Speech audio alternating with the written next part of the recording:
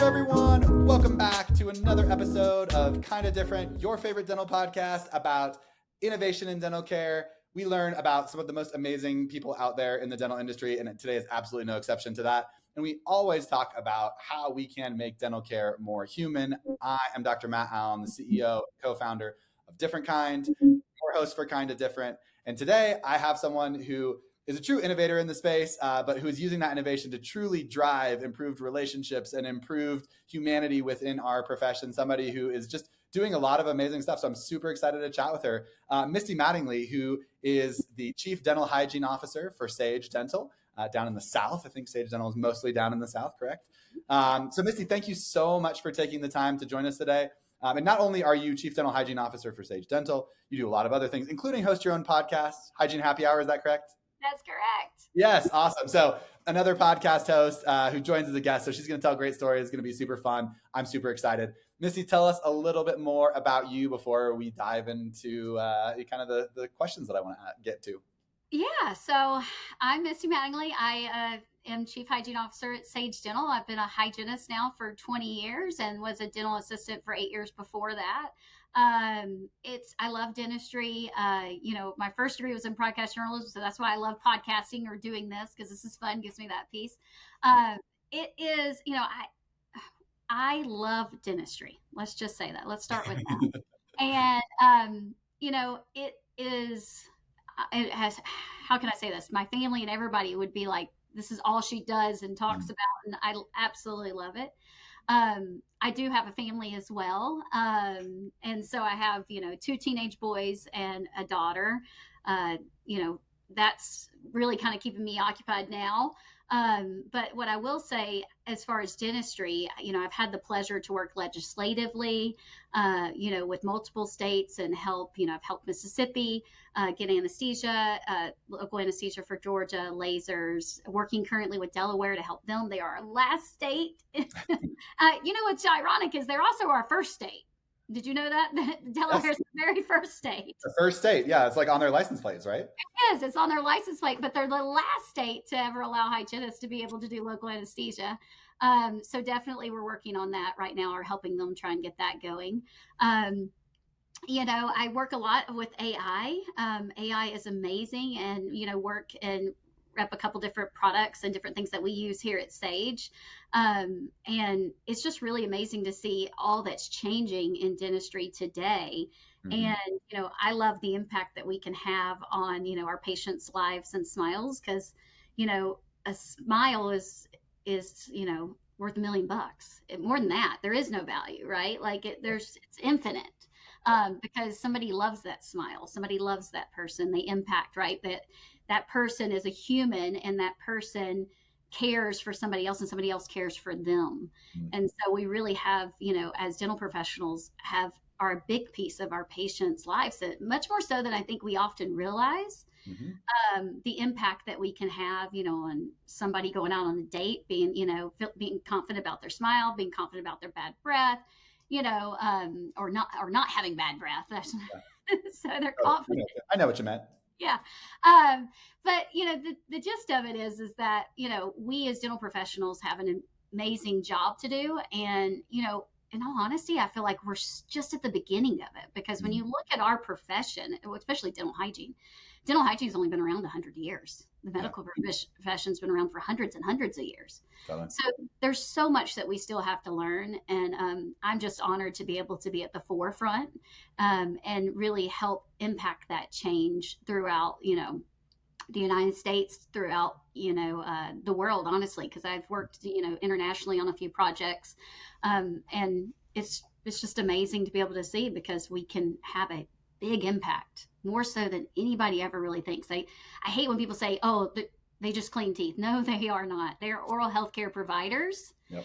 And I'm really working to really kind of change that. In Europe, they call them dental nurses, dental hygienists, dental nurses. And in the United States, we call them dental hygienists. But I really would love for us to get more to that, dental healthcare provider, and it not be, one, this or this one, like you're an oral healthcare provider. 100%. Yeah. Mm-hmm. I love it. Well, thank you for sharing some great background. Obviously, your passion for this industry and this profession comes through. So Super excited to chat. Let's dive into innovation and kind of talk specifically there. One of my favorite questions is a total motivational interviewing question. So, as we're getting ready, we're talking a little bit about motivational interviewing, and this is a total motivational interviewing question. So, if you could wake up tomorrow, wave a magic wand, and change something about the profession, what would it be? Kind of give us that, like, hey, here's the big pain point that I see, and obviously, I'm sure you have a lot of them. But just wave that magic wand for us and fix that thing. What is it, and why do you feel like that's such a priority? I wish that we would see doctors and hygienists work together more than working in silos for their patients, right? And I think that's a big thing. And you see that even with like the ADA and ADHA. Like, I've been an advocate of like, why don't you guys come together? And, especially because membership and things have kind of gone down for both. And I'm like, come together and create this partnership between doctors and hygienists and stop being, the two kind of tug at each other. Yep. Because I think that we in turn are hindering our society because we're not working together. And, I really would like to see more partnership between dentists and hygienists. Out there. And there is out there. I mean, there's lots of great dentists. I'm not saying that totally. There's not, because there is. I mean, I've had the honor to work with some of the best that are out there. And I currently work with one of the best that's out there. But I do see that throughout the industry on hygiene boards and things like that, sometimes there's a disconnect out there. And, I think a lot of times hygienists don't feel respected. And I think that's something that they really are striving for, is for doctors to recognize their education, recognize, the value that they bring, and to work with them as a partner, for the best overall care of the patients. And I think that's what really, if I had a magic wand, that's really what I would love to see, because I think the patients win in that regard. And totally. like I said, I'm always going to be a patient advocate. Yeah. Well, I mean, I don't know about your perspective on this. Like, I do feel like the kind of great exodus that we've seen post-COVID, right, especially in the hygiene profession, but certainly like in the dental profession in general, I think it stems from some of one of the, sometimes we've talked about this on this show before, so it will shock no one. But the dentistry has kind of a paternalistic past, and that generally stems from like this, the dentist knows everything mentality. And it's like, that's not good, right? It's not helpful. And I do think that like, that especially in this post-COVID world where it's like, hey, like I'm going to find what's important to me. It's not that people necessarily want more money or, whatever. It's generally this respect issue that I think is really driving the core of that. Like, if I'm not going to be respected in my day-to-day work, like I would rather go find something else to do. So that's certainly like what I, one of my hypotheses, especially for hygienists, like why we've seen kind of this exodus and why it's been so hard for dental professionals or dental groups and dental offices to hire hygienists, in this post-COVID world. I agree. And I think also it's probably what also has driven some of the rates as well, because they're like, hey, if I'm going to not be respected and then this is what I want. Totally. And that's really sad to me that it has turned into that, because it should be about the care for the patients. But, everybody's different and everybody has their, everybody always say WWIFM, what's in it for me. Yep. Right. And that's really what's in it for them. But I definitely think, I really would love to see that change. And you're absolutely right. And I think sometimes we don't talk about it. But I think in order for anything to grow, or right, for us to ever overcome and for us to become better, we have to be willing to talk about it and hear each other's sides. Last year I was on another podcast and it was friend or foe. It was kind of like, they were asking like, is a hygienist a friend or a foe to the doctor? Are they doctor and hygiene? Yeah. And, it was really kind of torn, because the doctors kind of felt like we were kind of the, foe versus the friend. And I really, that's disheartening, because that's not how I see it and how I've ever worked with any of my doctors. But I do see it out there in the world that, some hygienists are mistreated, maybe in regard, same thing for doctors though. I think that we have to also be understanding to how they feel as well, because I think sometimes they do feel taken advantage of in some regard. Yeah, for sure. It's an empathy thing on both sides, but certainly, I think that, generally historically where the power has come from, right? Like you have to like be able to relinquish that in ways that are meaningful to like invite others into power, and so my opinion is that that's certainly some of that rests on the dentist. And I love your idea of, bringing together. We just had the first episode of season 5 of Kind of Different was with President-elect of ADA, so Dr. Brett Kessler. And I love that idea, right? Maybe Brett should hear that, and this idea of, hey, this maybe could come together. I think it makes a lot of sense to me. So. Well, I think that I've just always thought, I'd hope that would begin to bridge the gap, right? To see the two kind of go hand in hand. I think it would be really cool. And I think the two powers that be will be a much bigger power for the whole United States, right? Yep.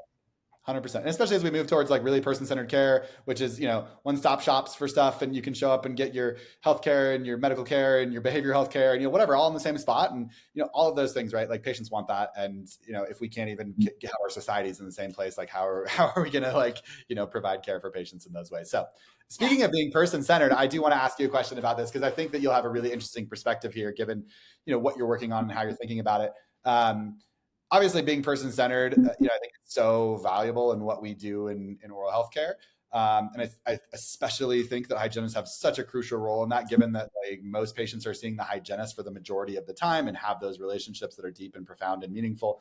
Patients will stay, right, with a dentist that they might not love, but that they love their hygienist because they're like, well, this is the person I see most of the time, so I'm not leaving, right? Why do you think being person-centered is so innovative? Like what about it? What about that kind of concept? It shouldn't be, I think, in some ways, but I think there's still this, especially like in the DSO world, sometimes it's still this like, oh, everyone wants to talk about EBITDA or whatever, and the patient care thing somehow comes later. But why is this idea of being person-centered innovative, and how can we continue to drive that forward?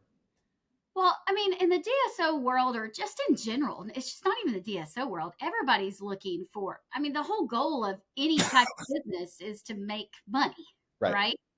But honestly and truly, I'm a big believer that production is a reflection of patient care, right?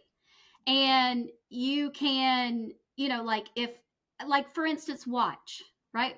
We've been watching, things decay for years and years and years in dentistry, right? We just watch it, right? But if we have a way to be able to treat it earlier, it may cost, $50 or $100 versus a filling of $300. I would much rather do it sooner and prevent that person, from having to do the $300 filling. Now I don't think that, from a revenue standpoint, like some people think, oh, well, that doesn't make sense. Like, why would you do that? Because you could get the 300 later or whatever. But at the end of the day, it's about patient care. Essentially, though, it builds your practice, right? Because you create that patient experience with them, right? You're able to educate them on, hey, we have this area that we used to just watch. Now we can try and treat it. Let's at least try this, right? And it gives you the ability to build that relationship with that patient. And then ultimately that builds more patients, because they're going to go outside and say, hey, oh my gosh, I went to the dentist today. They had this cool, innovative product that they used on me, right? And some people will be like, oh, well, you're just trying to sell more things. No, it's not. I'm really actually trying to improve the care of the patients and ultimately save them money, time, pain down the road. Totally. I'm guessing you'll agree with this, right? Like, because I come at this from the perspective too of like shared decision making, where you're like, hey, what if you just actually, instead of just telling the patient we're going to do watch or we're going to, do the innovative thing, what if you're like, hey, we have some options. Like there's some early decay here. We could, wait, and you could brush with your fluoride toothpaste at home and see if it gets better. Or we could do this, silver diamond fluoride or whatever it is, if we're talking about that, whatever, like, and it's going to cost you a little bit of money now, but it could save you from this cost down the road. What works best for you according to your values and desires and principles, right? Like how much, more might that even build the practice? Because now the patient's the one choosing versus us, whatever. So curious to, even your perspective on that. That's exactly how I set everything up. So when I teach treatment presenting, I say, give them a good, better, best option. Right? Give them what's good. That'll be good enough, right? Give them their better, and then give them the best. They always get the option to choose. They just can't change a diagnosis, right? A diagnosis is a diagnosis. But can you change how we treat it? Maybe we treat it with, perio trays, or maybe we treat it with a rest center. Maybe we just do scaling or replaning on its own. Whatever that is for the patient, as a clinician, it's our responsibility to have those conversations and, give the diagnosis, right? Like that piece we got to make sure we're doing. but then give the patient the options and give them that. It's exactly what you're saying, motivational. And you know what I have found is they always usually go, nobody wants like just the good one. I mean, they're like, right? Everybody either goes the middle or the best. Yeah. Yeah. Because they're picking for themselves. Totally. And, everybody was always like, oh, they're always going to pick the cheapest. In all honesty, they don't. Yeah. They pick whatever's going to fit for them. Sometimes, yeah, it is the cheapest. Maybe that's what's fit into them, into their lifestyle right now. And I'm empathetic to that. I was a single mom at one point, right? I couldn't afford, certain things. And I also was raised by a single mother and also was in foster care for a little bit of my life as well. So for me, like, I understand and I'm empathetic to that because I've lived it. But some people that haven't, I get where that's difficult. But at the same time, if you just train them like, okay, just give them a good, better, best option, let them pick. Then that really helps the clinician too and takes them out of it. And I think that is also what brings a lot of value, to us here at Sage is we do allow those patients to make those determinations. And, we're just giving you your options and now you get to pick. Yeah. And that's just incredible practice building, right? Like that's incredible relationship building in general. So it's got to be good for practice long-term, right? So, yeah. Well, you mentioned some pretty interesting stuff about your life. Let's move into kind of talking about you and, a little bit, give it, unpacking Misty a little bit more, right? So, I learned something about you just right now, but I always love this question too, in terms of figuring out something like you obviously have a lot that's out there online. You've got your own website, you've got your own blog, you've got, all these things, social media, whatever. But share something with us that's important to you that a lot of people who are just searching for you online might not know about, right? So something that's, just not out there super publicly. It doesn't have to be, obviously your deepest, darkest secret, but just like, hey, this is like what makes me tick, and you probably wouldn't find that just like looking online. Would love to hear. I shared a little bit about being in foster care. I don't think a lot of people would know that about me. But I did spend 11 through 15 or almost 16. I was almost 16 years old when I did it back with my parents or with my mom, not my parents. But so I don't think a lot of people know that, but I'm also a big believer that in mindset, that I think that, you get to choose what you're going to be in life. And that's something I learned very early on when I was in foster care. I was actually in a shelter called the Rainbow House. And it was, Carolyn McCarthy, who was the house mom, said that I could choose who I wanted to be in life. And I still choose that every day. And try to work on that. And then too, what's really important to me is to give back. And so, I really try to mentor, other professionals, but not only professionals, but like kids, because I was that kid. And I think that oftentimes, I try to go into the schools and help.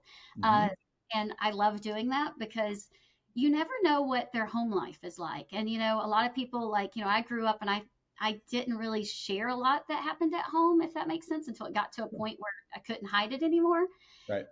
And so I just always, my heart goes out to them. And that's something very, dear to my heart is to help young children. It's also one of the reasons why, I help with, mentor kids that are in foster care. I mentor at the school.